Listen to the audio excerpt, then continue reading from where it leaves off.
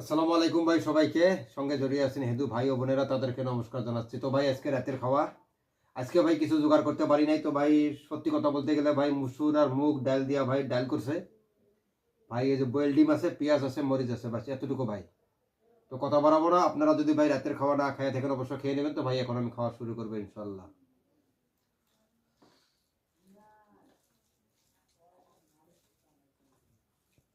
বিসমিল্লাহির রহমানির